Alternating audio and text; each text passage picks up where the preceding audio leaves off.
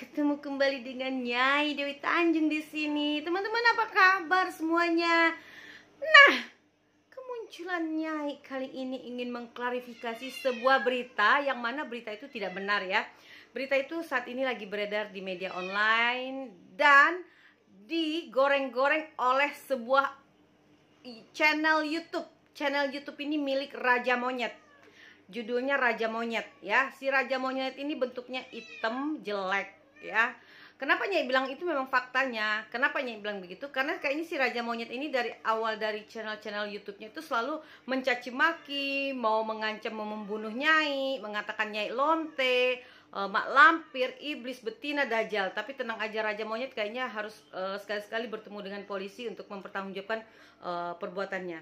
Nah, peristiwa yang Nyai maksudkan itu terkait dengan laporan Nyai kepada ketua, nah ya, ketua partai di Kabupaten Bogor. Nah, Nyai mau buktikan dulu nih, Dewi Tanjungkah yang berbohong atau siapa? Nah, ini laporan Nyai kepada si laki-laki tersebut, karena ini dia itu kena pasal 310 itu menginikan kehormatan ya gitu loh. Dia menghina Nyai, mengata-ngatain Nyai anjing, bangsat di parkiran dan di hadapan polisi. Nah, ini bukti dia lutut istrinya di betisnya yaitu biru-biru lebam, di tangannya juga ya kan. Nah, ini bukti laporan istrinya ke polisi masalah KDRT ya. Kalau seumpamanya si suami ini datang baik-baik ke istrinya, nggak mungkin ada laporan polisi ini dari istrinya ke suaminya tentang KDRT ya. Nah, Nyai itu tidak mau banyak bercakap, Nyai hanya mau membuktikan dari rekaman-rekaman yang Nyai miliki ya kan. Nah, ini rekaman pembicaraan Nyai waktu itu kita bicara dengan istrinya seperti apa sih sebenarnya pada waktu dia datang. Tapi yang Nyai lihat itu pada waktu dia datang itu wajahnya tidak ada ramah-ramahnya, penuh emosi, ya udah bercampur aduk ya. Karena gini, yang Nyai tahu, Nyai itu tidak mencampuri rumah tangga dia gitu ya. Mau seperti apapun itu rumah tangganya dia. Tapi Nyai itu hanya mendapatkan cerita dari istrinya kalau dia lagi tidak mau komunikasi dengan suaminya itu sudah 3 minggu, baik telepon maupun WA. Karena pasti suami itu hanya mencaci maki dan menuduh dia selingkuh. Terakhir tuh ada kata-kata, sok kalau mau pisah ayo mangga gitu ya. Nah, tentu istrinya pikir ya sudah lebih baik didiamin gitu kan, daripada dia mendengar caci maki setiap hari dari si suaminya itu tiap sebentar, pagi siang malam. Itu belum apa-apa, nanti belum lagi kelakuan suaminya itu nelfon sana sini. Orang-orang yang nggak ada hubungannya tuh ditelepon-telepon sama suaminya gitu loh kan. Nah, ini rekaman suara pembicaraannya dengan istrinya kalau betul-betul tidak ada peristiwa itu ya.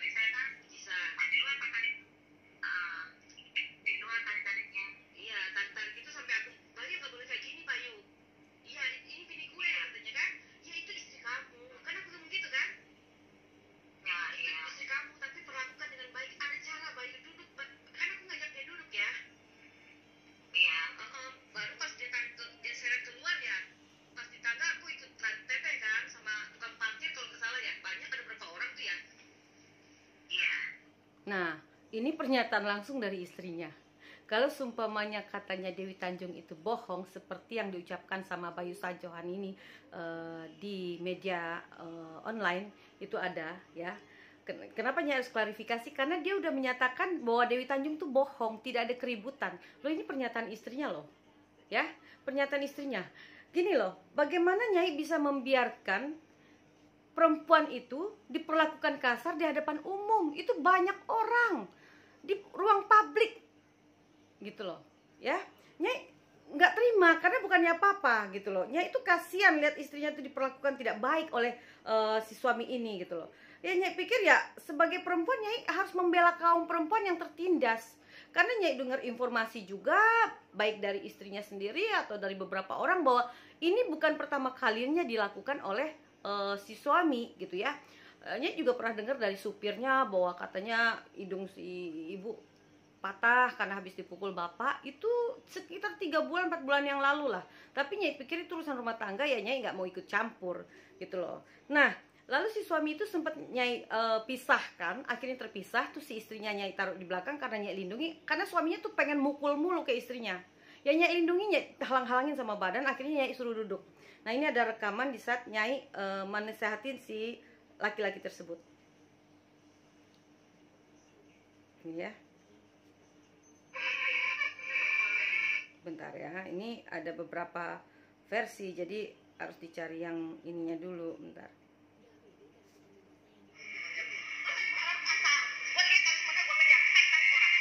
Nah, ini gue marah-marah nih.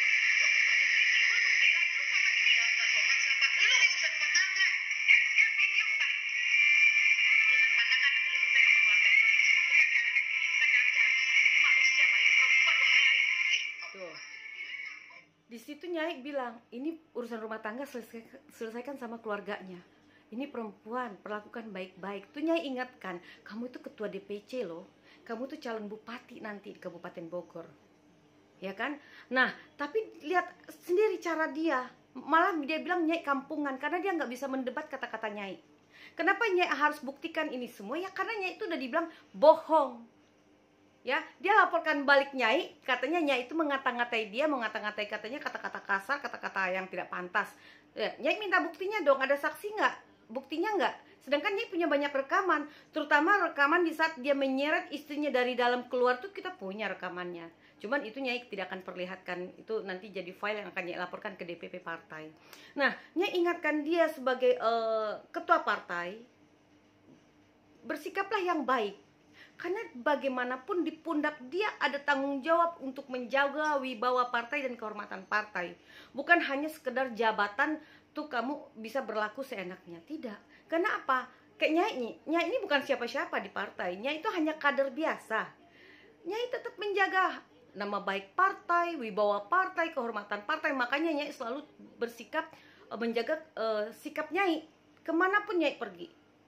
Yang dulunya Nyai berbaju seksi ya, boleh nanti Nyai share foto-fotonya yang baju-baju seksi. Siapalah yang tahu dulu bagaimana Dewi Tanjung tuh selalu berpakaian seksi. Begitu Nyai masuk partai politik, itu Nyai langsung merubah. Nyai pakai baju yang lebih sopan, yang tangan panjang.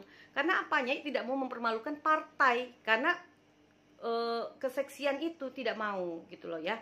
Nah itu contohnya bagaimana Nyai harus bertanggung jawab untuk menjaga nama baik dan wibawa partai. Nah Nyai menasehati dia untuk menjaga itu. Kenapa? Kalau sesuatu terjadi dengan perilaku dia, yang akan malu itu partai, satu partai. Bayangkan nanti ada orang bilang, waduh ternyata ketua partainya KDRT suka mukul istri, ya kan? Nah itu kan akan jadi dilema, akan jadi permasalahan baru yang menginginkan partai, yang malu partai gitu loh. Makanya tadinya Nyai tidak mau membawa ini. Tapi Nyai lihat orang ini tidak ada itikat baik, tidak pernah meminta maaf, malah dia tuduh Nyai, katanya Nyai bohong, tuh dia melebarkan masalah kemana-mana. Orang-orang yang nggak ada hubungannya, sangkut pautnya dengan kasus ini dibawa-bawa sama dia, katanya dia di backup oleh keluarga yang hebat. Silahkan. Selama Dewi Tanjung benar, tidak ada yang satupun manusia yang Nyai takutkan kecuali orang tua Nyai. Ya, kecuali orang tua. Begitu mama papa bilang diam, itu Nyai akan diam. Begitu papa dan mama bilang papa tidak suka sama pacar kamu, itu Nyai putusin. Begitu Nyai takut dan hormat sama kedua orang tua. Ya. Nah, ini si laki-laki ini melebarkan permasalahan kemana-mana. Ya tentunya ini dong, marah dong, jangan kayak gitulah. Ya kan? Karena apa? Gini, Nyai juga punya bukti 1 minggu sebelum kejadian. Ini Nyai akan kasih lihat, 1 minggu sebelum kejadian itu Nyai juga pernah menasehati dia. Ya, menasehati dia itu, bentar ya, itu agar tidak berperilaku yang kasar gitu ya. Nah, ini karena udah terlalu jauh, jadi udah ini Nyai harus menginikannya lagi gitu, mencarinya lagi ke atas. Cuman itu Nyai pernah nasihati dia. Nih. Ya, kamu boleh kesal sama istri kamu, tapi ingat dia adalah ibu dari anak yatim. Memang tuh bukan darah daging kamu, baik, tapi kamu punya rasa kemanusiaan yang harus kamu pikirkan. Kalau kamu kesal sama ibunya, kamu dendam sama ibunya, kamu balas dendam sama ibunya, yang kasihan anak ini terlantar. Nah, coba kalau itu terjadi sama anak-anak kamu, baik, anak gua ada cewek. Dia ini tidak berubah-ubah. Aku minta dia gimana, udah dinasihatin, yo tapi tidak lagi, yo tidak lagi. Nah, sekarang gini, berubah, tobat, apa saja mudah, tapi tidak cukup. Sekarang gini, maksud aku, baik lagi, jahat lagi. Gitu. Bukan maksud aku, kamu introspeksi diri. Apa yang kamu lakukan, apa yang terjadi sama kamu. Jangan bilang nggak kate. Aku nih lah ini kan sama keluarga lakinya dia yang awal yang meninggal, aku silakan lah.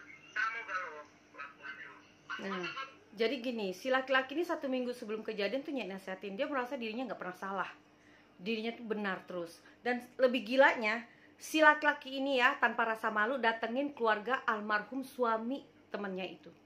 Padahal nggak ada hubungannya, kenal juga enggak, tapi memang itulah karakter dia. Dia datengin orang yang tidak ada hubungannya dengan masalah rumah tangganya. Dan dia nggak mau salah, dia merasa benar. Ya sekarang gini logika ya, bagaimana istri mau bertahan, mau kuat apabila suami udah nggak bisa bertanggung jawab untuk membiayai hidupnya secara finansial. Sedangkan istrinya punya anak ini butuh biaya sekolah, butuh makan. Si suami tuh ngasihnya cuma berapa sih? Kalau Nyai cerita berapa ya dikasih tiap bulan mungkin malu ya, tapi udahlah, itu aibnya mereka. Tapi Nyai hanya ingin mengklarifikasi masalah yang sebenarnya kenapa selama ini Nyai diam. Bukan Nyai takut, tidak. Nyai itu hanya menjaga nama baik partai. Dan Nyai diingatkan jangan sampai viral, jangan sampai masuk media sosial atau media wartawan ya, media online. Karena bagaimanapun apa yang Dewi Tanjung lakukan itu selalu viral dan viral. Makanya itu diantisipasi, ternyata meledak juga masuk ke media online dan diketahui banyak orang ya. Akhirnya Nyai sekarang klarifikasi fakta yang sebenar-benarnya. Sekali lagi, Dewi Tanjung paling tidak suka melihat laki-laki pengecut yang hanya berani memukul istrinya. Katanya jago silat. Seorang jagoan silat tidak akan memukul istrinya.